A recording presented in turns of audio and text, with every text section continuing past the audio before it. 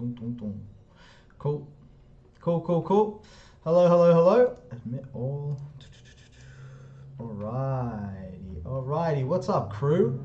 I think some people are still connecting, so we'll let their audio and whatever get it all sorted out, and then we can get started. How good? How good? Awesome. All right, my friends. I think by now, probably, I like to think anyway, you've all come to one of these before. If you haven't, the way it's going to work is like this. In a moment, I'm going to interview and throw a whole bunch of questions at our guest, Coach Sean. Throughout the interview, you can send me a question through Zoom, through Facebook or YouTube. I've got so many screens in front of me, I'm going blind, so I can answer any questions you have the whole way through the interview. If I don't get to your question during the interview, or you don't think to ask during the interview, you can ask at the end. We'll have a little question time together with Sean at the end. And that's it. There is no more. So, our guest tonight, Coach Sean, para jiu-jitsu champion, world record swimming holder, all-round great bloke. Man, it's a pleasure to have you. Thanks for coming on. Thank you. Thank you. Yeah, it's a huge honor to be here. I've been excited. Yeah. After some of the big guests you've had, from Braulio to Legato to everybody else. Yeah. I feel like I'm not worthy. Yeah. Nah, So no way. Don't talk like plus with that. your blend of like humor and charisma and everything, yeah, like makes me excited. Let's go. Dude, don't flatter me too much. My heart rate will get out of control. I'll lose track of the interview from the beginning, all right? That's easy. Alrighty, so Sean, man, you have an amazing story and also just so many stories to tell, right? So I can't wait to get to those. Hmm. But I think for the sake of people here who probably know of you within our community, right? You're maybe one of the more well-known guys, but they don't know, where you've come from, how you found your way to jiu-jitsu, and maybe they know you're a double amputee, but they don't know how that happened. So let's start from the Sure. very beginning, right? Can you tell us about growing up in Fiji, all the way up to when you had your accident? Yeah, sure. So I was born in Fiji. I was born in Suva, right, in the capital. Hmm. And I grew up on the eastern side of the island, on my grandparents' pig farm. It wasn't just pigs, it was cows. But like I had an amazing, amazing childhood. And then when I was about to start school, my family moved to the western side of the island, where there's a lot of sugarcane fields, Hmm. right? So where I went to primary school, maybe 2 or 3 kilometers away, is all these train lines. So for those of you that, I think they have me in Queensland and other places like that, the farmers cut the sugarcane and they stack them on top of trains, and the train carries the sugarcane away to the mill to make sugar. So my brother and I were playing near the train tracks, and I'm not sure what possessed me to do it. I ran after the train, jumped on top, and I pulled myself above the sugarcane. Mm. When I went to jump off, however, my clothes caught on the sugarcane and pulled me underneath the wheels of the train. So my right leg got caught between the wheels. And as because the train keeps moving, it was going to pull me underneath the train car. I tried to free my right leg with my left arm, and then my left arm got caught between the wheels. So the train dragged me a considerable distance. They told me later it dragged me something like 60 meters, right? Before my limbs finally severed. I was lucky that my brother was with me. Some of you might here might know my brother Leon. He found me, disappeared into the fields to call some of the farmers that were working nearby. Mm. They all carried me to a nearby house where they called the ambulance. I was conscious through everything until I got to the hospital. And then I passed out and woke up 3 days later in the big city. That was it. How old were you? How So old were you when that happened? 7. 7. Yeah. Uh-huh. So Wow. just at that little champion 2 age where I start to learn like chokes and arm bars. Yeah. Yeah, yeah. So it was a very, very tough time for me and my family. Yeah. For those of you who are parents, yeah, that have young kids, you can imagine what my mom went through. You can imagine what my brother went through. So as tough as it was for me, I always try to put myself like just me imagining the shock on my mom's face. I remember dreading it, like is even through my injuries. I was like, I hope mom doesn't come to the hospital. I hope mom doesn't come to the hospital. I was worried she was going to beat me up, right? But when I saw how sad and upset she was and everything, like it's heartbreaking. Yeah. Yeah. So it was a tough time. Immediately afterwards, first that they were worried I might pass away due to blood loss, right? Mm. And then I started to get really sick, right, as infection set in. So once it was clear that I wasn't, gonna get worse. I started to get stronger, but then see, not a lot of people know I was left-handed. I used to write with my left hand and do all that. So now I have to learn how to do everything with my right hand, from dressing myself to eating myself to so little things like that. It took me a few months to try and get back into a natural rhythm, right? My parents had split by that time, so my mom had to work two jobs, yeah, just to provide for me and my brother. It was a while before, I think it was over a year before I had any prosthetic legs or anything. And then luckily, I think a local charity group out of New Zealand read about my story in the papers, and they decided to donate a wheelchair. And that was how I used to get around. Right. Prior to that, was it hard to sort of get to school and get around? I can't imagine.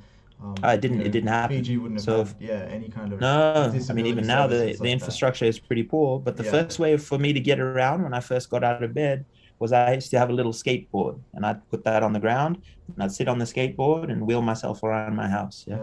Hell yeah. So, and I used to do a lot of my schooling from home until I was well enough to go back to school. I've heard you talk about this before, so I know the answer. But for the sake of people listening here, how clear are your memories of the accident? Oh, I remember it like it happened this morning. Yeah. In vivid detail. Yeah. But it's not something I remember, and like it doesn't give me nightmares, or it doesn't affect me in that way. Yeah. As a young kid, did you have nightmares for a while after though? Did you is there, or do you feel like somehow maybe by being so young, it's like you're almost protected from I had nightmares for a while. There's no doubt about that. But I was it was such a low point in my life. I'm trying to describe it for you guys. I was so ashamed of myself. Yeah. I never knew anybody when I grew up that had one arm and leg. So for me, it's kind of like everybody sees me at school on Monday, and then they don't see me for a few months, and then I'm back missing an arm and a leg. And like I said, I saw my mom's reaction when she saw me, and I saw my brother's reaction, right? And I kept like thinking, like, how's mom gonna afford the hospital bill? And how am I gonna, cover all this stuff? She was already working two jobs trying to support me and my brother. I just made it so much worse, right? And then, of course, when I start going outside the house, now everybody wants to know, like, hey, you're that kid that had the accident, man. Why were you so stupid jumping on the Fijians can be very blunt. Yeah, right. Like, man, that was why are you so silly? Like, and I was just like, oh my God, I don't want to have this conversation. It's already like embarrassing enough. Yeah. So you felt like guilty. You felt guilty for what had happened. Oh, 100%. I still feel guilty. Right. Yeah. Yeah. So whether that's a right reaction or not, that's just how I felt. Yeah. And then I was so busy trying to, keep up with school and everything else. One of the hardest things for me to get used to was being excluded from everything, right? Like you think about the subjects at school, I could never do woodwork. I could never do metalwork. I could never do music. Yeah. I can't play the piano with one arm. I can't play drums, guitar or anything like that. And sports was the worst. Because they'd be like, all right, Nick, Adolfo, you guys are out to play soccer, and Flavio is doing this, and Sean, you just sit on the sideline and watch. I'm like, far out. Like, when's something gonna come along that I can participate in? Right? So it's cool. Maybe I'm jumping ahead too far. Maybe we'll get to this in a minute. But when did it start to turn around where you felt like, oh, I can participate in this sport or this activity or this community? What were like the first communities you started to find? I think maybe, I'm not sure. You can tell me. Am I jumping too far ahead or? No. High school was tough for that reason. I didn't really have anything to really put my energy into. Yeah. They tried to get me to play volleyball, but I mean, like, sorry for all you volleyball players out there, but it doesn't really raise my heart rate. I'm like, volleyball, like, whatever. And then a lot of my friends were into early martial arts, like Pride and UFC and all that kind of stuff. And I like that kind of stuff. So let me say this: growing up in Fiji, rugby is everything. Hell yeah. Right. But I could never play rugby because I can't run. But that didn't mean, like, if you grow up in the islands, everybody watches rugby. If Fiji's playing a game, like, the whole country stops. Greatest sevens team in the world, everyone. Greatest rugby sevens team in the world. Thank you, Nick. Yeah, two gold medals. Like, when Fiji wins an event, like, it's like a week-long party. Yeah, don't even try to call me or anything. I'm partying. Sorry. But because I couldn't run, sports for me, and I was lucky I grew up in Fiji, was either in the water or martial arts. Yeah, boxing, kickboxing, whatever. I had some friends in high school try to show me and a few others what Brazilian Jiu-Jitsu was, but they showed like a cross Really? choke. Uh-huh. Wow, in high And school. it's funny that, yep, it's one of them's a purple belt now, and one's a black belt. He came up through Gracie Sydney, Wow. right? So we used to live at the time in near Parramatta, yeah, the hills area there, right? But they showed me like a cross choke and a triangle, and I was like, man, as fascinating as that is, I'll never do a cross choke and I'll never do a triangle. So I kind of dismissed it out of my mind, Yeah. and didn't think about it until I was like 30. Yeah. Mm-hmm. So hang on, sorry. When did you come to Australia then? I came to Australia. My family migrated here. I started year 8 here. Okay, So okay, we okay. came when I was 13. Okay. So you went through high school in Australia, The or first two the years better were in part. Fiji, but Yeah. year 8, 9, 10, yeah, onwards was Okay. here in Sydney. Okay. And I think you said while you were a kid in Fiji, you were swimming, as you'd imagine, kids Yeah, in but Fiji. that's such a huge part of life in Fiji. Exactly, Yeah. right? And Man, I'm very, very lucky. Some of my friends on this call have been to Fiji with me. Like we're kind of spoiled. Yeah, I think yeah, there's over 300 islands, and you can just go fishing, doing whatever in the ocean. You can play all day long. Take a few mangoes and bananas and whatever, and just man, don't come home until the sun's about to I, set. I wish my mum was in this call to verify this, but when I was a kid and we went on a holiday to Fiji, I said apparently afterwards, when I grow up, I want to be a Fijian. You still can, Mitch. Yeah, Yeah, I can. next trip, you come into Fiji. We're Oh, gonna initiate you into the village. Yeah, yep. bro, Don't worry. you might have to come with me through customs then next time I'm in Fiji. Let's go. Yeah, okay. So then when did you start swimming and like really swimming competitively, right? And started to like push yourself in swimming, not just kind of doing it because it was something to do that you could engage in.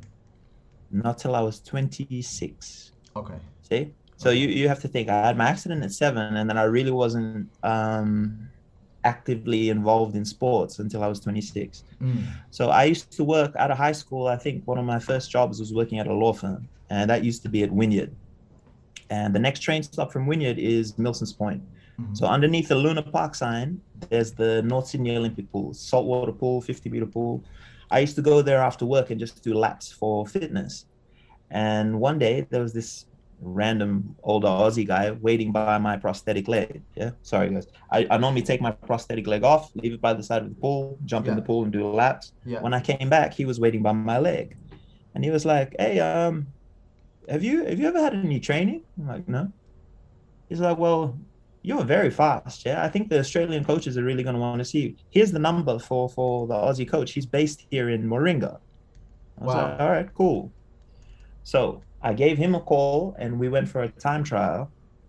And after I did my swim, he gave me 2 bits of feedback. He says, "Man, that was the worst thing I've ever seen in my life. Like that was horrible in terms of technique." I was like, "Ouch." Yeah. He said, "No, but you're very fast. Yeah, that's like top 20 in the world your time. I think you should move to the northern beaches and you should come and train with me." Top 20 with no technique. Like horrible. I turned up in a pair of like football shorts or something. What stroke? What was your best stroke? Or like butterfly. nearest approximation? Butterfly and freestyle. Damn. Damn. So I turned up in footy shorts and like all the swim teams in speedos and ripped and everything. Yeah, waxed. And I don't train. Yeah, glistening. Yeah. But yeah, so it's pretty intimidating. Yeah, because he stopped the middle of the session to be like, "Guys, stop. We have someone here doing a time trial." I'm like, "Jesus Christ! Like, pressure, you don't bro. need to. Yeah. Can I like practice in the kids' pool by myself before he throw you straight in?" Yeah. So that was it. That's what brought me to DY. Yeah. Right? Hell yeah. So from 2008 up until 2012, that was my life. So not long after the time trial, actually 6 months later, I broke the world record for the 100-meter butterfly. I did that at the Melbourne Nationals. Damn, right? Dude. And then my life went crazy, right? Yeah. But I think it was like this, yeah? From when I had my accident when I was 7 up until I was 26, I was like desperate to kind of prove that I wasn't just a double amputee. Yeah. One of the things I personally carried with me a lot was I don't like it when people just write me off immediately, like this guy has no athletic ability. Yeah. Yeah.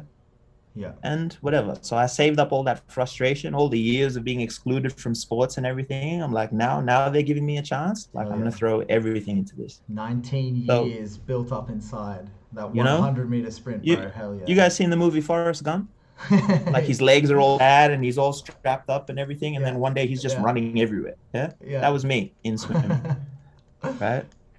So I got to go all over the world. I think Tasmania, Darwin for different trips, Singapore, Germany. Yeah, it Mm. was amazing. It Hmm. sounds like you must have had some kind of like aptitude for swimming already. I mean, like you said, the coach said your technique was not good, but you still crushed it. But in that period leading up to 26, from being 7 years old and having this accident, that's a long time, the majority of your life to that stage, all through your developmental years as a teen, as like a teen and a young adult. How do you think, or what was the most important thing, maybe it was swimming, I'm not sure, but in that period beforehand, to help you cope with the accident you'd had and sort of trying to integrate as best you could, like with society and with different communities? Because I don't know, in my head, someone could go through an accident like that and then just not be mentally in a space to even swim just for fitness themselves, you know? Sorry, I'm a bit lost as to your question. Like, Yeah. So I think I kind of get it, but let me see if I've got it right. Yeah. yeah. For me, I didn't kind of have anything Mm. to help me with like rehab. Mm. Yeah, Yes. there was no look up until just now. Like some people ask me, I've friends who are like psychologists and everything. I've never been to therapy. I've never uh, up until recently. Like I've just seen the person that makes my leg, the prosthetist, Yeah. and he was like, "Haven't you ever had somebody analyze like your skeleton and your gait and like how you step and everything?" No, Mm. Mm. never. But I Mm. like my accident happened in 1989. The technology, the limbs, like all that stuff, even the support network that was around in the islands at the time. You don't Yeah. have therapists for things like that. Like, Yeah. yeah. And it's amazing to me to see how far disabled people have come. Like, I don't know how many of you have seen the latest Paralympics that was in Tokyo. Like, man, I kind of wish it was like that when I was swimming. Like, I think your family and friends had to wake up, and unless somebody was at the pool filming it, like you wasn't on TV or it Yeah. wasn't on Yeah. websites or anything like that. For a lot of people in disabled sport at the time, like we never got any coverage, Mm. right? Mm. So I didn't have any mechanisms. Though the ones that I liked to do was like swimming, where I could just kind of be in my own world. Mm. But no, I never had any formal thing that got me ready for swimming. Yeah. I guess my question was kind of like, how are you so mentally tough after all of this? But I guess, and you mentioned therapy yourself, but I guess your answer was like you just kind of figured it out and pushed through what would have been hard years being a young man missing an arm and a leg. No, I man, one day, you'll meet my mom and you'll see what she's like. Yeah. Yeah. Um, one of my cousins came over a Does couple of that years mean ago I from really am Fiji. Fijian family, Oh, Sean? Is you that what can't. you're telling me, I'm bro? indoctrinating you slowly, Nick. Ah, Yeah. Nakavaka So, Levu, brother. Vinakavalev. Nice, man. You even got it rolls off your tongue like music. Yeah. Yeah. Um, no, my mom's she's a strong lady. Yeah. Mm. Anyway, the story I was gonna say was I had a cousin visit just Mm. before COVID, and he used to be like, "Man, your mom was hard." Yeah. Like imagine if you lost your arm and leg today. My mom's this type of lady. She's like, man, nobody help him tie his shoes. Nobody help him do his food. Nobody like he's got to figure this stuff out on his own, Yeah, wow. right? And my cousin, he's my cousin. I know he loves me, and he didn't mean to, to hurt anybody in my family. But he was like, but we were all like, man, my aunt's like she's hard, yeah. But it helped me, Yeah, right? It yeah, helped me because it gave me a mindset that led me to go into swimming and like, man, whatever happens, I'm gonna figure this thing out. hell But yeah. same with jujitsu, Yeah, right? I yeah, knew just give me enough time and let me, I'll figure this thing out, yeah. Man, mums. right? The only thing more powerful than jiu-jitsu, right? Mums. Amazing. 100%. Yeah, Yeah. There's hell yeah. nothing better than your mom's love. Hell yeah. All right, maybe that's a good time to segue into jiu-jitsu then. Let's start talking about your journey through the sport. So, you'd already seen jiu-jitsu at a young age in high school, right? You mentioned, and you've achieved something amazing in swimming, and then still found so much to gain through jiu-jitsu, I think, just based on my conversations with you prior to this conversation now. You described jiu-jitsu as the ultimate tool to develop self-awareness. So maybe we can get to that in a second. Let's start talking with how you got back into jiu-jitsu, or gave jiu-jitsu a second chance, or however you want to put it. Actually, it was an injury in swimming. And if I didn't hurt myself in swimming, I probably never would have gone to the jiu-jitsu mats. So I attribute a lot of my success in swimming just from being super stubborn. Yeah. A lot of the best swimmers that I know started swimming when they were like 7, 8 years old. They slowly, continue up through their teens, then they have some success and whatever. I started when I was 26, and after like 3.5 years of like murdering my body, I finally tore my rotator cuff in my right shoulder. Yeah.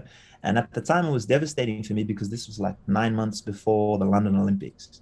Right. So like the last 3.5 years, I'm like murdering myself to try and represent Australia at the Olympics, and then I tore my rotator cuff.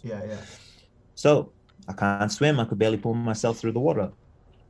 And from a lot of swimmers that I'd been around that had retired, like I know guys that are like 70, 75 kilos, and when they stop swimming, they turn to the most unhealthy lifestyles, just eating whatever. I know some guys have gone up as far as 120, 130 kilos. And I know I didn't want that, right? So I actually went to Google and I was typing in like martial arts, Muay Thai, Northern Beaches, and Gracie Bar, Sydney was like 5 minutes down the road from our place, right? So I was really nervous. Obviously, I knew more about jiu-jitsu than when I was in high school, but I was 30 years old, and I kept having this like fear, this insecurity that if I walk in, all the tough guys at the gym are going to be like, man, this guy's just wasting our time. Like he can't do chokes, he can't do triangles, he can't even close his guard. Like, and I was worried, like if they put me with you and I are white belts, you're just going to be like, dude, what? You're not even going to offer any resistance. So I looked at the website for 2 or 3 days. Not me, dude. I'd take you out, Sean. I don't care if you're missing an arm and a leg. No mercy, no mercy. So, but like the thing that kept ringing in my mind was jiu-jitsu for everyone. I was like, jiu-jitsu for everyone, jiu-jitsu for everyone. All right. I rang up. I said, look, listen, I'd love to come for a trial, but I have one arm and one leg. And they're like, oh, okay, but all right. I think it'll be all right. Like, come in on Tuesday. Like, all right. I went in on Tuesday, and most of you guys know Professor Fabio Bertoli. Right? He's a black belt now. He's in at Gracie Bar Noosa in Queensland. He was a brown belt at the time. Yeah. I came in, man, he gave me my gi. I felt so cool putting on the gi. Yeah. Like I went to the change room, I was all by myself. I put on the jacket. I was like, man, I'm like a real life ninja or something. Yeah, bro. And then I went to the back. Probably the best thing the Gracie Bar Sydney did for me was they were like, no, we're not going to put you on the mats with everybody else. Right. And I was like, thank God, because I was so self-conscious. And like, I don't know if you know Gracie Bar Sydney, but in the back room, it's kind of private, so nobody can watch. So I was trying to do the warm up. And I looked to the side, and all the kids are peeping through the window, right? Because obviously they'd never seen a guy with one arm and one leg do the warm up. Yeah. So I do that, and I'm like, Jesus Christ, I haven't finished the warm up. I'm like dying and sweating and whatever. And Fabio was so cool, man. He was like, all right, let's do a loop choke. What's a loop choke? And just showed one hand on the collar, bang, spin. That was it. I was like, oh, this is cool. Game on. And then he showed me a modified omoplata. And he was saying, look, you don't have the second leg to lock the thing, but you can sweep like this. And then as we're winding down, he was like, look, you're obviously strong. You're obviously coordinated. Like your disability is going to serve you well. Like I'm not used to, when I put my hooks to try and sweep you, the side I want to go to, you don't have a leg. And by the time I fix it, you're already moved. Like there's going to be situations where your disability is advantage. Right. And I'm trying to play it cool. Like, oh no, maybe I will sign up. Maybe I won't, but I was already in love. I knew I was going to sign up. I was in. So after we finished the lesson, Professor Marcelo was sitting to the side, and he was like, can I talk to you? I'm like, of course. He's like, man, do you mind if I ask what happened? I told him. And he was like, wow. And then he went on to tell me like how like jiu-jitsu had helped him through some of the like most difficult parts of his life. Man, I spent on about 20 minutes talking to Marcelo. I was like, all right, I'm going to go outside and change out of this dirty gi. Yeah. I sit there for a while and I'm watching the group class and I'm trying to understand the techniques in the class. And Sasha, Professor Sasha, who's now a black Yes, belt, the great and he was the powerful brown belt, Sash. Mm. right? Mm. He was in the class, and like while it's happening, I see him get up and he walks around, excuses himself, and comes and sits next to me. And he's like, "Listen, man, I'm an occupational therapist. I work with people with disabilities. Mm. If there's anything I can do that's going to help you get into this sport and stay into the sport, like I've been wanting like an amputee or a disabled person to try, like you let me know whatever I can do. I'll make sure it happens." Yeah. Right? And he shook my hand and he took off, and I was like, "Man, this environment's crazy. And like, Right. how good is it?" I was so nervous and like scared to come in, thinking like everyone would turn me away, and everyone's been so welcoming. Mm. I signed up, bought my first gi. 2 weeks later, um, Mr. I dragged Popular. Karen to it. Yeah, Hell yeah. because that night I was so excited. I went home. I was lying on the floor doing like hip escapes or trying to do hip escapes. Yeah, really? And bridges and everything. And You're like Karen's an like, "What are you-" excited 12-year-old, Sean. That's like a kid, adorable, bro. like a kid. Yeah. And Yeah, Karen's yeah. like, "What are you doing?" I'm like, "Man, I left this thing today, but it's so awesome." And like somebody's lying on top of you. She's like, why would you want somebody lying on top of you? Anyway, you're missing the movement in the hips. Yeah. Mm, So mm. Karen came 2 weeks later. Yeah. I brought her along for one of those like women's self-defense classes, and that was it. Yeah. Amazing. Man, I'm the ultimate jiu-jitsu nerd. Yeah. Yeah, So let me tell you this story. yeah, let's go. Marcelo and I had a deal. Yeah. He had a deal. And it was a very, very difficult conversation for him when I was a white belt. Yeah. The guys used to kind of feel sorry for me. Like nobody wanted to like bust my guard, knee on belly, choke my face, any of that kind of stuff. So I thought I was better than I actually was. Right. And Marcelo came to me one day and he's like, "Man, I have this thing where the guys don't want to smash you and I'm not sure like how to talk about it." And I got frustrated. I got angry. I was like, "But man, I'm an athlete. Like I'm a tough guy. Yeah. Yeah. And they're not doing me any favors by going easy. And how am I going to know whether or not I have good jiu-jitsu if everyone's just taking it easy on me?" Yeah. I said, "Look, let's make a deal. You never ever give me a belt or stripe that you don't think I deserve. If it takes like 40 years for me to get a stripe, so be it. But I would rather be a legit three stripe white belt. I want to be a legit blue belt. I want to be a, like whatever. Don't give me anything you don't think I deserve." That's it. He was like, "Cool. And I'm going to get them to kill you." I'm like, "Yeah, cool." Right. Yeah. So at least like we understand each other. When I got my blue belt, I got my blue belt on the 21st of December 2012. I'll never forget it because Felipe Lunardi got his brown belt at the same time. Wow. Right. And because I liked him so much, we were like, "Man, I got my blue belt. You got your brown belt." Yeah. Like a kid, I went home, showered, and like in my room, I brought a chair into my room so I could hang my blue belt over the chair and fall asleep looking at the thing. Oh my god. Because for me, I was like, I don't care about purple. I don't care about brown, black. I got my blue belt. Like for me, that was everything. Hell yeah. Dude. Oh man, I'm falling in love with jiu-jitsu a second time. That's amazing. Man, you have no idea. I was all bruised up, face cut up, fingers torn up. I was like, but I got my blue belt. Like, nobody's gonna bring me down. I wanted to ask. I think you kind of maybe addressed it a little in the story you were telling, but you mentioned all these nerves when you went and trained for the first time, or before you went and trained for the first time.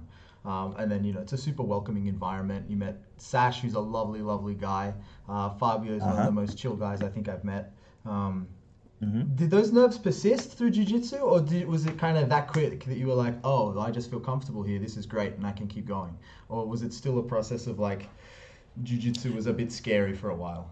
No, I think once I walked into the environment, like, you have to understand, yeah, like my exposure to MMA and everything, I thought like Vanderlei Silva was going to be in there and trying to like kick me into another world. Yeah, right. Yeah. Like I didn't know like it was a safe environment, and so like once I was there, I was like, no, it's no one's bleeding and no one's yelling at you or anything like that. And then you read the etiquette and you see how respectful everybody is, but that's the nice thing I think about jiu-jitsu gyms, yeah. And like, and you have kids like Dylan running around, and parents are hanging on the sideline. Like everybody was welcome. Yeah. So my nerves kind of went from there. Man. And then maybe you can start to describe for us, before we get to, you mentioned getting your blue belt, and I think it's after getting your blue belt and traveling to America that you have some silly stories for us. But maybe, do you think we were talking together before this, and you talked about the way jiu-jitsu can help you as a person, right? Uh-huh. Do you feel like you felt most of that immediately or after the blue belt or in the process of getting your blue belt? Or maybe you can just talk about how jiu-jitsu, how you felt jiu-jitsu has impacted your person, especially given that, you know, to people from the outside looking in, you're already someone who went and got a swimming world record. To them, they might think, well, like, what else do you need to do for yourself? How else could you develop yourself? But I think maybe you'd say you still can. Could you describe that Uh-huh. for us? Yeah. But jiu-jitsu, there's so many different layers to jiu-jitsu, yeah. Mm. And my first thing, I think why I fell in love with it so quickly was it was so different from swimming, yeah. Mm-hmm. Now for all you swimmers out there, like don't get me wrong, swimming was great for me. It gave me like goals, it gave me a purpose, it gave me something to train for. But a lot of swimming is like very, very boring. Like at the top level, most of our workouts are between like 4.5 kilometers and 6 kilometers a session, morning and night, 8 or 9 times a week, Mm. right? And there's only 4 strokes: freestyle, breaststroke, backstroke, butterfly. That's what That's held all me you're back, dude. that's It's too all you're boring. ever gonna do, right? Yeah, yeah. And nobody wants to get up at 6 in the morning when it's like Canberra's -6 degrees. Like nobody wants to swim in that. Yeah. Mm. But jiu-jitsu had so much to offer from like man, if you want to specialize in takedowns, you can study for years and not be able to hit them all properly. Yeah. Then there's the guard. Then there's so many different things happening. How you trained yesterday will be totally different how you train today. And I love that after coming from the monotonous training of swimming. Yeah. Right. The other thing was the self-defense thing. But like I like tough physical training. I like to think that if I didn't have the accident, I'd be playing rugby or something as equally physical. Yeah.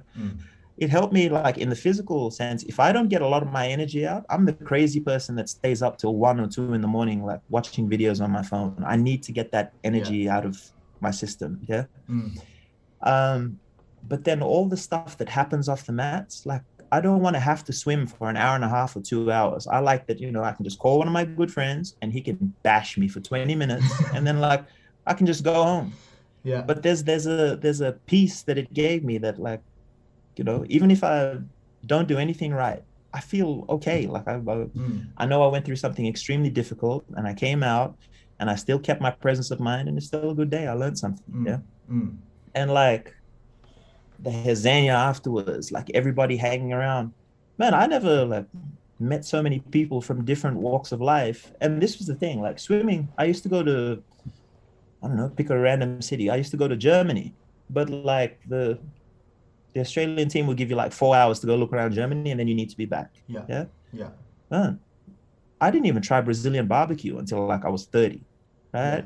And then like some of my best friends in the world now are Brazilian. I'm like, man, how did I can't even remember a period of my life before Brazilians. Yeah. Do you think it exposed me to so much? Do you think it's the people that jiu-jitsu attracts or the way that we bond after training together on the mats that causes those connections? Both. Yeah. And there's, man, you a guy that you just rolled with this week, you have to trust him, yeah? That you can put yourself in a bad situation and he's not going to hurt you, but he's got to do the same thing for you, right? And like I was saying of my first trip to jiu-jitsu, man, Sasha didn't have to get off the mats and offer his services, and Fabio didn't have to be so cool, and Marcelo didn't, but they all did it, and they didn't even ask for anything. Yeah, they didn't even know if I was going to sign up. They just did it anyway. Jiu-jitsu is one of those environments that just because we all like are on the mats, everybody's super cool. Yeah. Oh, you need help with this? So-and-so is a mechanic, or like he's an electrician. Yeah. Like everybody offers so much without getting to know you. So that's a huge part of it. Yeah, the people. Even today, some of the places that I've been because of jiu-jitsu, like Brazil, Abu Dhabi, all this, man. As soon as people see you in a gi, they're like, cool. I was in Hawaii. I got offered to train with Max Holloway. Yeah. If you want to, we'll get into the story of what happened to like when I went to Vegas and all this kind of. It's the people in jiu-jitsu that make it so attractive. Let's calm down. Hold on before we get to Vegas. I got 2 more questions I want to ask. One from myself, one from Jack Billingham, who's watching. All right. The other day we were talking. And I already quoted you tonight. Quoted you talking to you. That you call jiu-jitsu the ultimate tool to develop self-awareness. Now, I've interviewed a whole bunch of different people by now through this lockdown, and they've all sort of described jiu-jitsu as a tool for developing yourself in some or other dimension. Can you maybe describe what you mean by calling it the ultimate tool to develop self-awareness? I think one of the most effective things about jiu-jitsu is that it's so effective. I mean, if I think my defense is good and Flavio just runs through me and taps me in like a minute, right? Like I have to face that reality. I can't lie to myself, oh, I'm a brown belt. No, if I make a mistake, I'm going to get caught, right? The nerves that I feel before a jiu-jitsu match, like there's nothing like it. Yeah.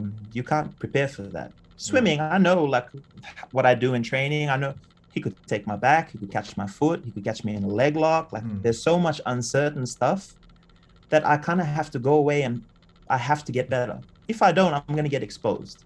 Yeah, right? That's it. Exposed is the word for sure. It exposes you. Yeah, I have nowhere to hide. Right? And you can see when somebody's done the work leading up to a competition, or not even if you don't want to compete. Yeah, we all know the tough guys in our gym that give us problems. Yeah, either you go away and study. Let's say like Carl catches me in a knee bar like 3 times in a 5-minute session. I'm the type of person, I'm going to go away frustrated and I'm going to study leg locks for like 6 months. Yeah. In the hopes that, of course, I'll be friendly, but I'll go back just to try and catch him in a leg lock. Yeah. Right. And like, I'm not that type of person that gets excited about doing that for schoolwork. Yeah. You understand? When people are like, no, you have to write 3,000 words on an essay. Like, if I took that same way I apply myself to jiu-jitsu and applied it to everything else, cool. It just never interested me that much. You understand? Yeah. So my answer in short would be it shows me my weaknesses. Yeah. And then it's up to me to like dig deep and go away and fix them and come back better. Maybe gets to what you're talking about, you know, the bonds we make. You have to trust everyone. Jiu-jitsu makes you vulnerable, right? You're immensely vulnerable when training together. Man. Right. And only then you appreciate your strength. Yeah. Beautiful. So enjoy getting different perspectives on the same things from jiu-jitsu. It's the most beautiful part of this sport is this element, I think. But anyway, let's keep pushing on. Jack, your question. Jack has asked. He says, Sean, you've helped me so much with his mindset for competition and training. What strategies do you have to help organize your mind to perform to your maximum potential? Mine? Yes, yours. Okay. I feel like this, yeah, and I'm very, very thankful for swimming for New South Wales, for swimming for Australia and everything. For me, I always get a lot of confidence out of my preparation, right?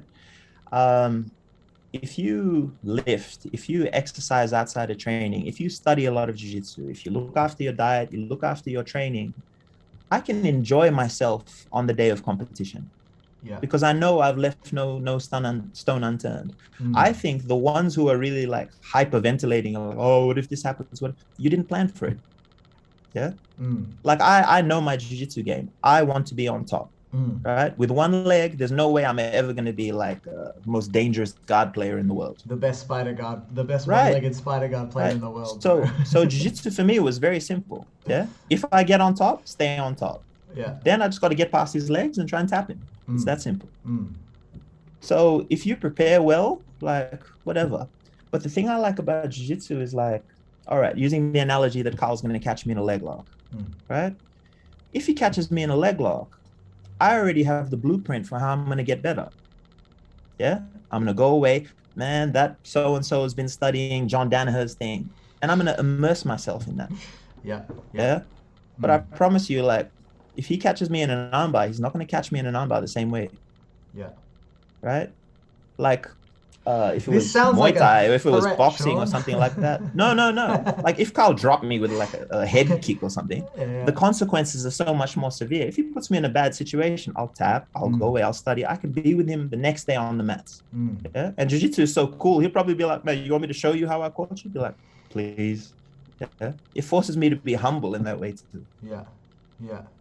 Beautiful. Coach Carl sitting there trying to act all shy, but I know you're listening, bro. But to Jack's question, man, I murder myself in preparation. And like,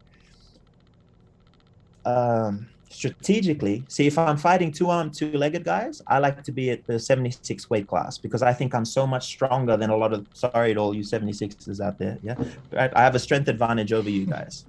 right? But if I'm fighting in the absolute category, I like to be 85, 90, because some of the biggest like para jiu-jitsu guys that I know, if I'm going to face them in the absolute, are like 115 kilos with one leg.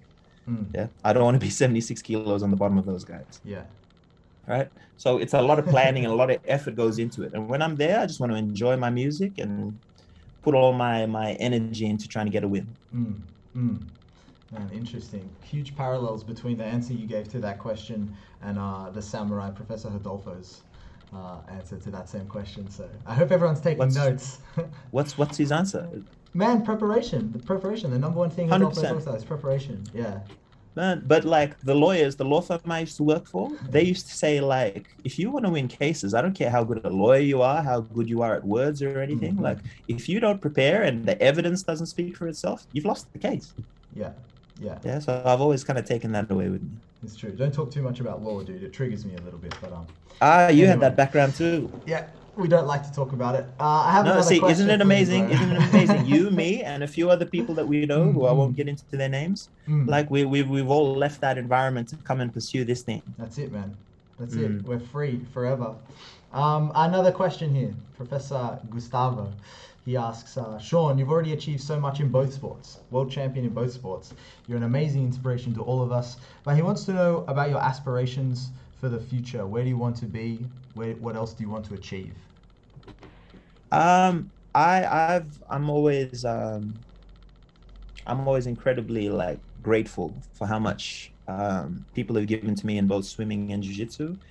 And I feel like this, right? Like a lot of people ask me now, why don't you and Karen open a school? Right? And my answer is like this. Not that we wouldn't do well, or not that I don't have the desire to do it, but like when I look at how many amazing people that we have in GB Oceania, how many like phenomenal teachers, like think like if we had 10,000 Professor Adolfos, yeah, Glaukos, Enrique's, Carls, like those types of guys. You guys are the perfect ones to go into the communities and like help everyone from 3 years old up to whatever, 70, 80 years old, right? I want to be the one that focuses on disabled people. Sure. And as arrogant as it might seem, I'm the best guy to help teach people with one arm and one leg how to do jiu-jitsu. Not that all those amazing teachers are lacking in any way, but I know from personal experience what it's like to try and tie your belt with one arm, to try and tie your shoelaces with one arm. And my game is kind of gifted that way. Plus, like, if somebody like Glauco, like, you know, tall, young kid, muscles out of his ears and everything, like kids in wheelchairs or kids like fresh out of hospital beds, look at him and he's so far above what they expect of themselves. When I take my leg off and hop onto the mats with them, it's like, put your gi on, let's go wrestle. They can identify with me a lot more. 100%. You understand? I want to be that guy that gets jiu-jitsu on the NDIS and like people see it as a form of therapy, not just as a, you know, if you want to try and tap, you know, what's Muhammad Ali or something at the Worlds, right? Because young kids with confidence issues don't see themselves like that, right? And then as I used to do more and more trips to the States, like I heard of movements like Soldier On and here it's called like the Wounded Warrior Project and things like that, where a lot of our guys that go overseas and hurt themselves in war zones. I don't know if a lot of you guys remember Corey. Corey was a Special Forces Australian commando that used to train with us at Grace Supply Sydney. Unfortunately, he lost a few friends while he was training with us. And Corey, like, won in Abu Dhabi. He won Blue Belt as well, like at major international comps. And he was like, I wished I had something like this as part of like the rehabilitation programs for soldiers. And I was like, why? What did they make you do? He's like, man, they used to give us origami and play table tennis. And he's like, I'm a special forces soldier. Like I'm used to adrenaline type stuff. It's almost like, insulting. Right. Like the workout and the amount of techniques and the camaraderie. And that was the biggest thing that really stuck in my mind. He's like, man, the camaraderie that I have on the mats, reminds me of being with my old unit. One of the hardest things for soldiers when they come back from war zones is your best friend might be from the other side of the country. It's in Perth somewhere. So you come back, you've just dealt with all the trauma of being in war. The best environment for you is a jiu-jitsu gym, right? And when I hear some of the statistics of like returning people that have been injured that feel like they can't get into sport, it sounds remarkably similar to my story. Yeah, I want to help those guys, right? So I've been researching things and dealing with different people in the Australian Defence Force, and I was like, why don't we have better programs? Like if I hear of somebody who's just come back from a war and then all kinds of trouble. Where are you? I'm somewhere near Carlton. Man, head on in there to Professor Adolfo's gym and get on the mats. Yeah, I promise you, if it works for me, it'll work for you. And there's enough people in our community that are willing to help you. That's it.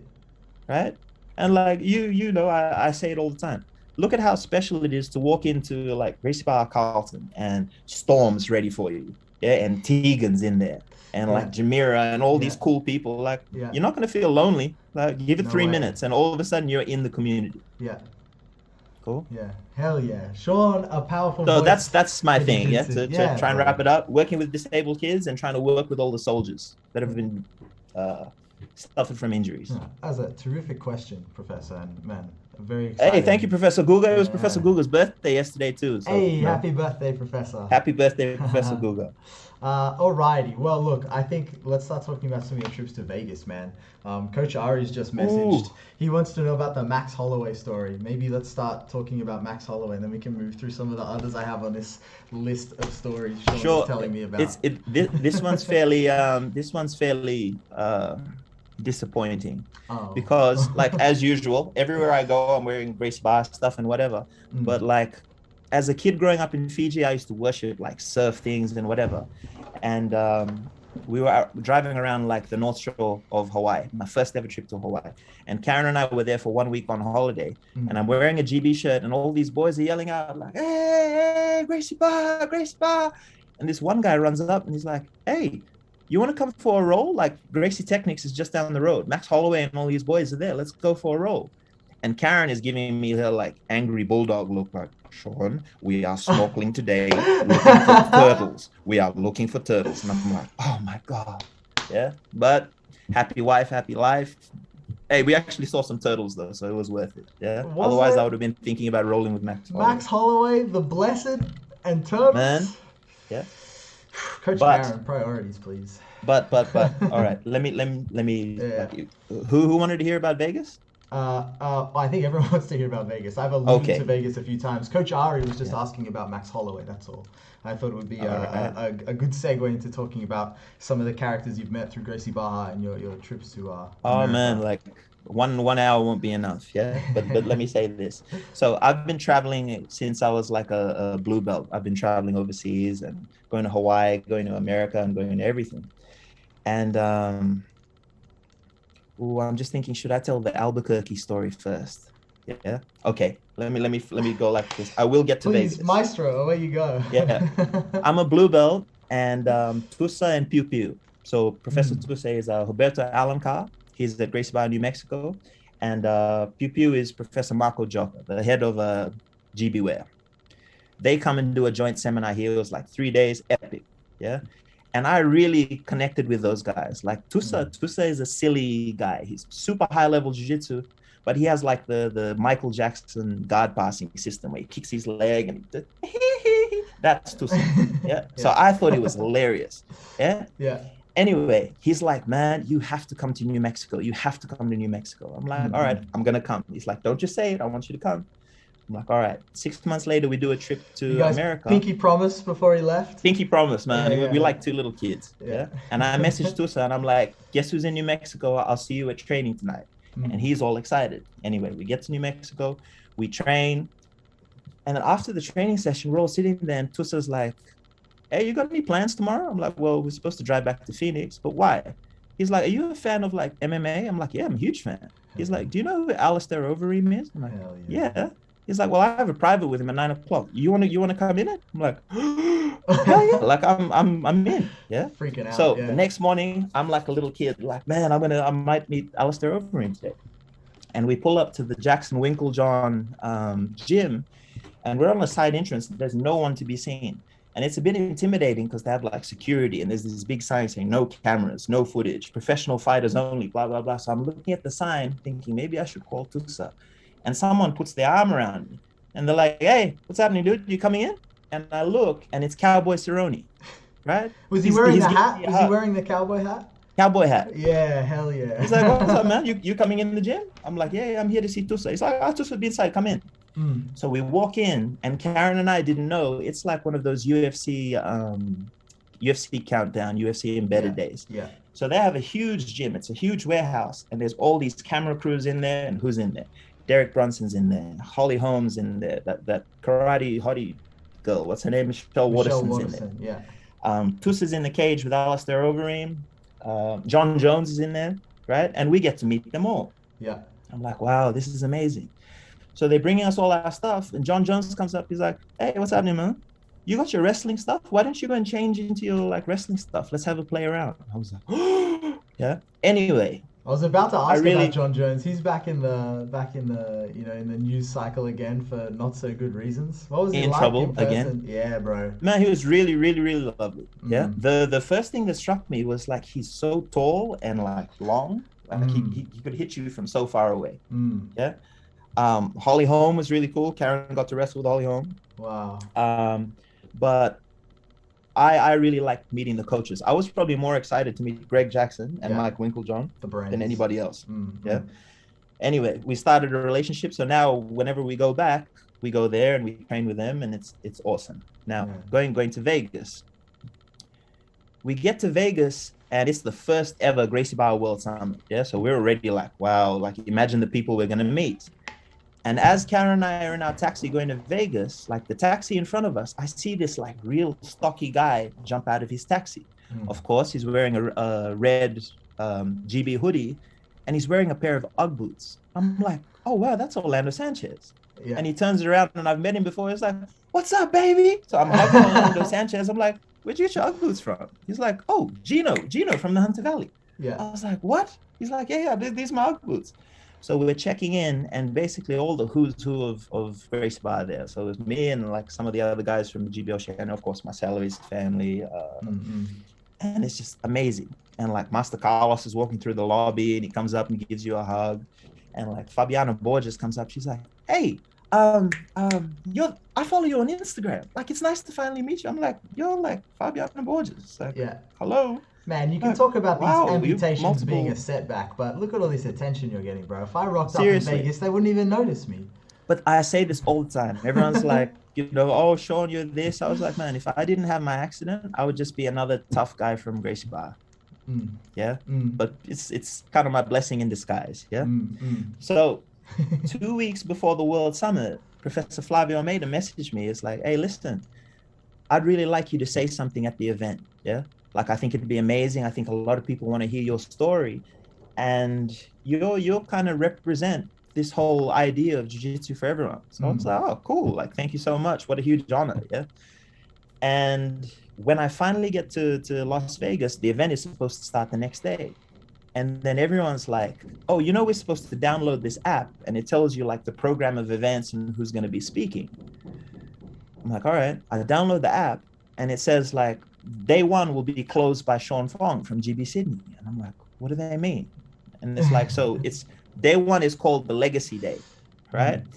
And they had people like Professor Bruno Fernandez from Canada, who's like GSP's coach and like a neurosurgeon and all this kind of stuff. Fabiana Borges, like however many world championships she's won. Legato, who you've had on this thing. And Legato, man, when I knew I'd be speaking after Legato, like I wasn't nervous before, I was terrified afterwards because we'd done a trip to the GBHQ, and like Legato told his story, and he made like half the room and Master Carlos cry. Yeah. Coach Michelle was there, all these other people. And like Master Carlos isn't like a soft guy. Yeah? If you can make him cry, I was like, oh my God. Hey, Legato made us all cry last week, man. Just last week. Everyone was in tears in that Zoom call. Well, then you guys already know. Why right? no one gave me the heads up on that, by the way, is beyond me. Now you know. He's got an amazing story. Yeah, so I was thinking like, man, like these guys are all black belts, world champions, like famous around the world, and I have to speak after them. So we were all super nervous. Yeah.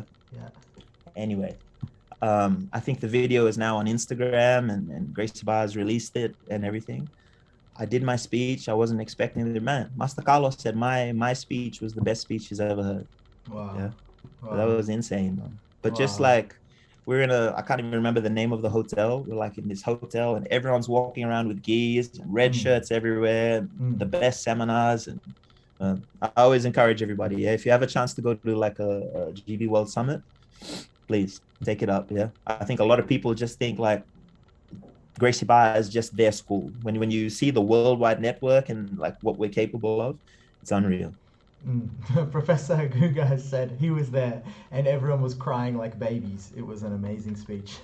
Yeah, it was yeah, the Mm. energy that day, Karen can tell you. Yeah. So after we finished the speech, everyone's going back to their hotel room. I don't think I went to sleep till like four in the morning. I was just the energy was just I couldn't Yeah. come down from it. Yeah. You were hanging out with Braulio again, Sean. Oh, what have you heard about me hanging out with Braulio? Me? My friend Jack Billingham was telling me Jack, you you and snitch, you Professor Jack. Braulio have a good friendship. I don't know how much is allowed to go on the PG No, interview no, living no, no. together.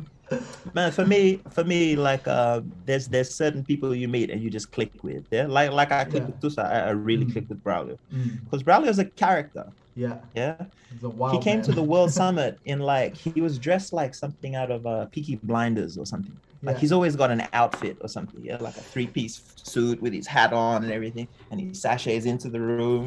Yeah, I'm like, man, this guy is cool.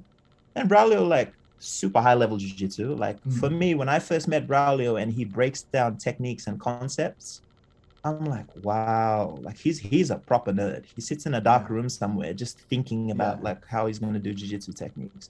But then afterwards, he's like, man, you like reggae music? Like, I heard there's a reggae club around the corner. Like, should we go? It's like, hey, there's an R&B club that's Braulio. Wow. I was like, man, you and me, like we can hang out together. Wow. So yeah.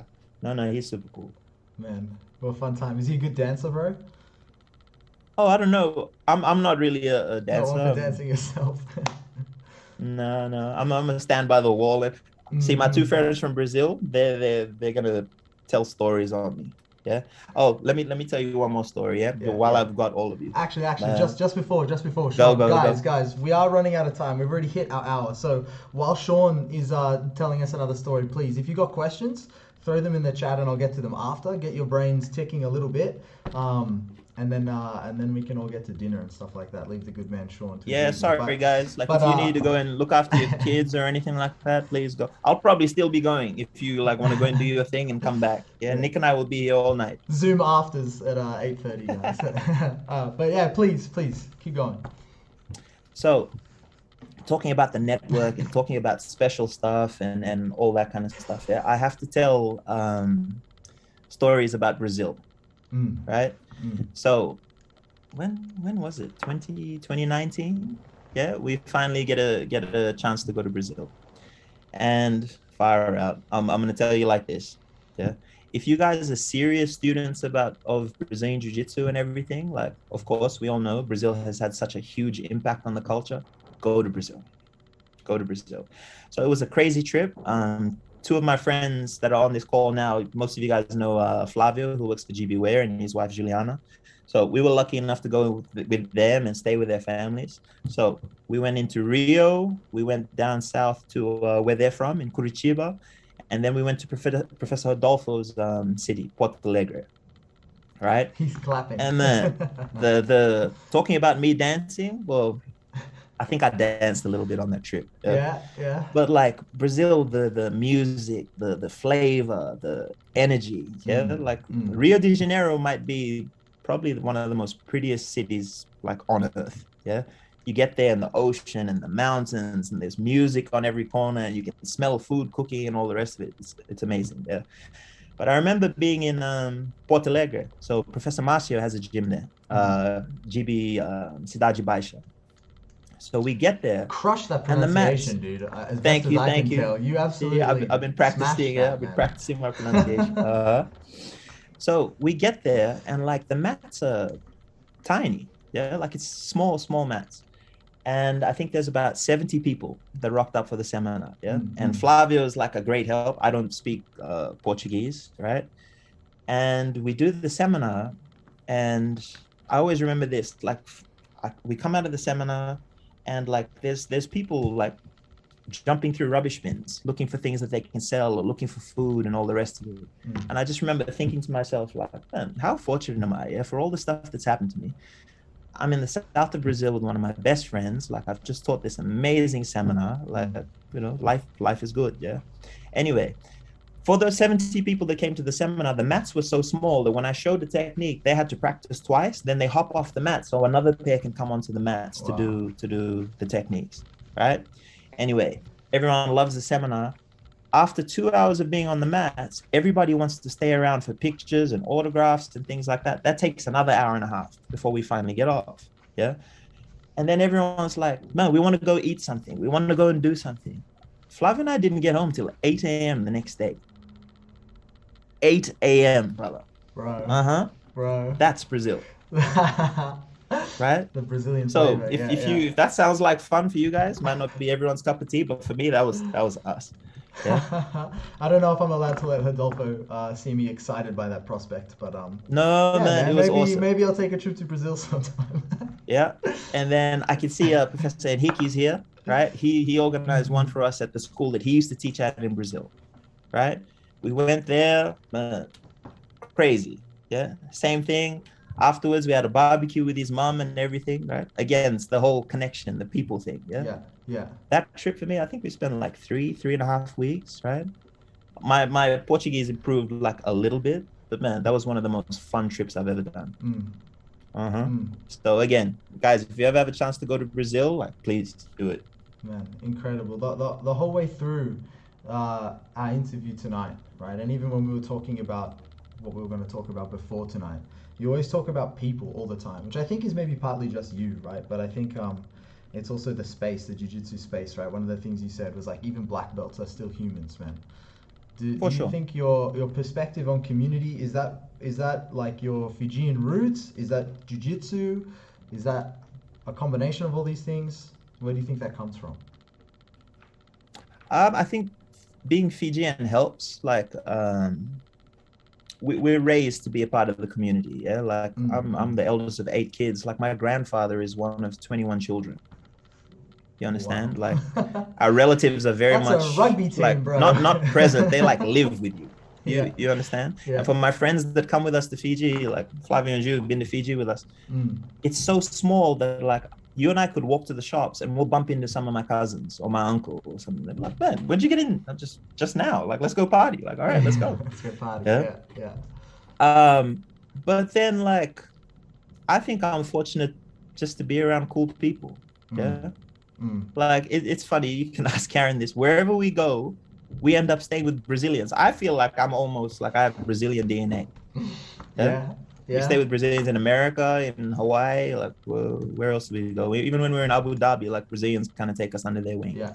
So them letting us into the community was like really helped a lot for us as well. But like, there's so many amazing people, and they all offer their homes up to us and everything. Like, for me, it's not just me; it's the community. It's also because you're a charming fella, Sean, I reckon. Stop it. Thank you. I got another question. Sure, let's go. My friends, this might be one of the last ones, unless you get them in quick. But Storm wanted to know, actually, and we did gloss over this earlier. Coach Karen, please don't hate me for this, but we didn't ask. We didn't talk about how you and Karen met, and Storm wants to know. So please, can you talk about how Storm wants to know that? Yeah, bro, apparently. Oh, wow. Okay, I'll tell this story. So, I look at Karen. I can see she's already covering her face. Yeah? Right? Karen, a lot of people don't know this, but Karen's father is Fijian. Yeah? And I was born and raised and grew up in Fiji. So we met in the town that I grew up with called Nandi. Right? And I just came back from the beach and I was sitting at the front, and all of a sudden this American girl is just talking to me. Da da da da da da da. And I was like, wow, she's gorgeous. Yeah? Like, she's really pretty. And I was 21 years old. She was 16. Yeah. Nothing happened. Yeah. We just talked for like 2 nights. We just talked for 2 nights. Yeah. That's it. Yeah. Right. Yeah. And then she disappeared and I never saw her again. Yeah. Right. I was like, dang, the one that got away. And then like, I'm the worst person on social media. Like, people have to message me and say, can you post something, please? Like, this is embarrassing. So I joined Facebook because my grandmother in Fiji is like, can you please get on Facebook so I can keep in contact with you? So I joined, and one of the girls that I grew up with was bridesmaid at a wedding in Los Angeles, a Fijian wedding. And sure enough, there's that gorgeous girl that I met years ago on the beach in Fiji. This was like 9 years after me meeting her. Yeah. Right? And I was like, is that the same one? Like, anyway, I sent her a message. I was like, man, did I meet you on the beach in Fiji like 9 years ago? She's like, yeah, that's me. Wow. Right?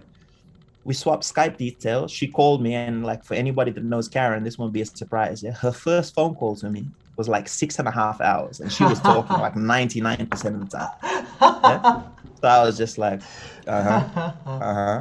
yeah, cool. Yeah. 4 months later, Karen sends me a message like, I think I want to come and visit you in Australia. Yeah. She came, and she's been there ever since, man. Took her down, passed the guard, hooks in, and I haven't let her go. So we're still together, man. I'm not letting her go for anything. Hell yeah. Wow. So, you guys are like one of the sweetest couples I've ever met in my life. Really? Dangerous thing to say with Adolfo and Jess listening, but hey, you got to risk it. You got to risk it to make good content, right? Guys, I think that might be it for us. Sean, man, I've known who you are in the jiu-jitsu community for a while, right? As I mentioned before, it's only in this past year that I got to build something of a friendship with you. And dude, it's been a pleasure. You're a really lovely dude. I appreciate you giving us all your time tonight, telling us not just the funny stories, but man, some of the struggles and how you coped with things and your perspective on life and people. Man, it's been a pleasure. So thank you so much. Man, thank you. Let me say this, yeah. And looks like lockdown's, over, and everybody gets to return to the mats next week. Yeah. Karen and I are now in Mudgee. We're living in the Mudgee region. Yeah. But we still have to do trips to Sydney fairly regularly. Yeah.